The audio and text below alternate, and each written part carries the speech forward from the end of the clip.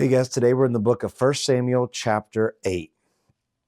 So yesterday we ended up with Samuel ending his days basically as a judge or a prophet of Israel. And today we get to the end of his life. Samuel became old and he made his sons judges over Israel. Now, Samuel has been a pretty holy guy. He's been really good for Israel, but here could possibly be a sin, a major sin of Samuel. Nowhere have we seen that judges are picked by people, they are always picked by God.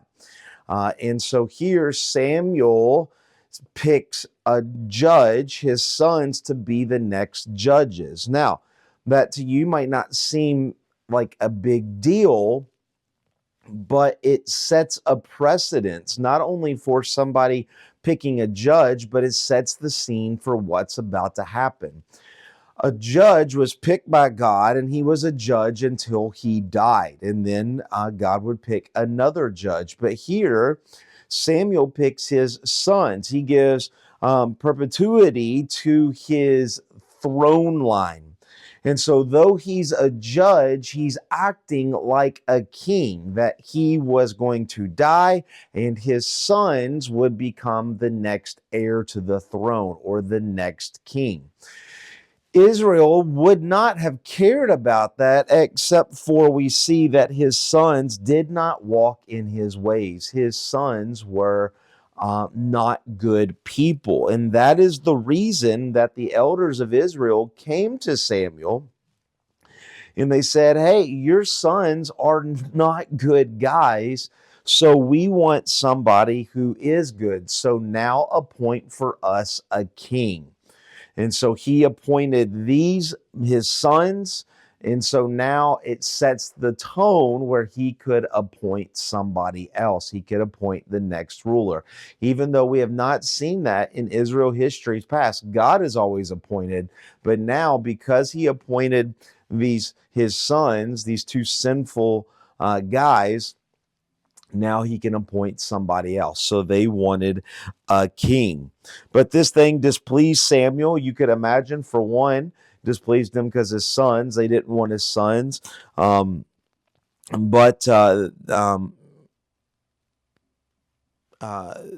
it's displeased Samuel.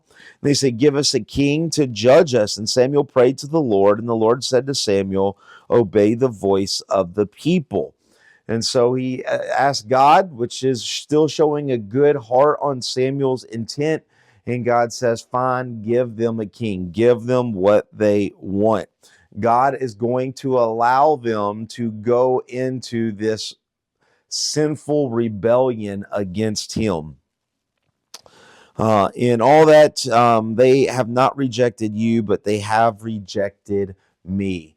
Notice the point for a king is not just for a judge. They've had judges for hundreds of years now, but now they want a king. They want a new leader. They do not want to follow God. They want to follow an earthly God. And we see that because they says, hey, we want to be like the other nations. We want to be like everybody else. We see that. Verse 9, now then, obey their voice. Only you shall solemnly warn them and show them the ways of the king. Here, God says, hey, Samuel, give them a king, but first forewarn them. Tell them what is about to happen. Tell them that if they do not heed my words, they are going to regret it. And so that's exactly what Samuel does. Samuel tells them, and notice the words, right? So I circled these words in my Bible just to remind me of what happens when we don't follow God. Notice this. These ways will be the ways of the king who reign over you. He will take your sons. He will appoint them to be his chariots, his horsemen, his chariots. He will appoint for himself commanders and servants to plow his ground, to reap his harvest, to make his implements of war. He will take your daughters. He will take the best fields. He will take the fruits. He will give them to his servants. He will take a tenth of your grain and your vineyards and give them to his officers and his servants. He will take your male servants. He will take your female servants. And he will take the best of your young men to do his work. He will take a tenth of your flocks to be his slaves, and in that day you will cry out because of your king. Notice God says when you have a king, he's going to take. And he's not taking to make you better. He's taking to make his. How many singular pronouns do we see there, right? His, himself, his. It's all about him. So God says, if you want a king, I'll give you a king, but listen, he's going to destroy you. He's going to destroy Israel. He's going to take everything away from you to make him bigger and better and to make you smaller and worse. Is that really what you want? And Israel says, absolutely. Sounds wonderful. Please give us a king. He says, in that day later to come, you will cry out because of your king, whom you have chosen for yourself, but the Lord will not answer you in that day. They have chosen to not follow God. Notice what they say here in verse 19 and 20. It says there were people who refused to obey Samuel, and they said, there shall be a king over us. We want a king so that we will be like all the other nations, who will judge us, who will go out before us, and who will fight our battles. As people who are reading through the Bible in a chronological method, right? And you say, okay, Israel wants a king that can judge us. Well, we just read the book of Judges where God successfully has judged them.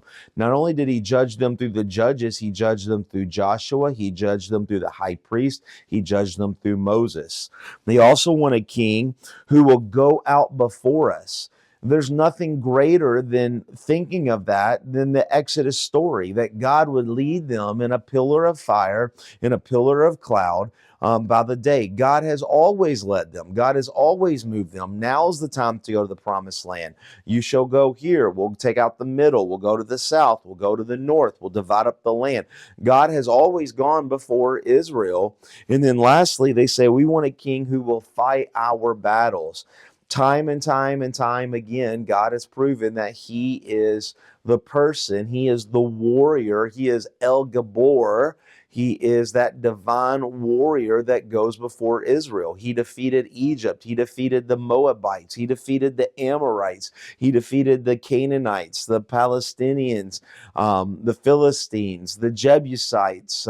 He's defeated. He's done this over and over and over again. Everything that God has done, Israel now says, that's not good enough. We want an earthly man to do exactly what God wants. So them asking for a king is saying, we want an earthly king, not a godly king. God, you have led us. God, you have went before us. God, you have fought our wars for us, but it wasn't good enough. It's not good enough. Only a human, somebody like the rest of the world, then we will be good enough. That's what we need. And so for them, asking for a king is boldly telling God to his face, you are not enough. It's a crazy thought of all that God has brought them through. But it's the same thing that happens to us daily. We tell God that he isn't enough for us, that we must make more money, we must do this, and we must plan for that, and we must do, and we must do. And daily we choose to put humans and the things that we want before God. So don't get on your pedestal thinking Israel is stupid and they chose poorly. We sin the exact same way every day. God, you're not enough. I want this. I want that. I want to do this. I need that. So I hope that brings a little clarity to chapter 8. And tomorrow we'll see you in chapter 9 as they get this king that they're hoping for. God bless.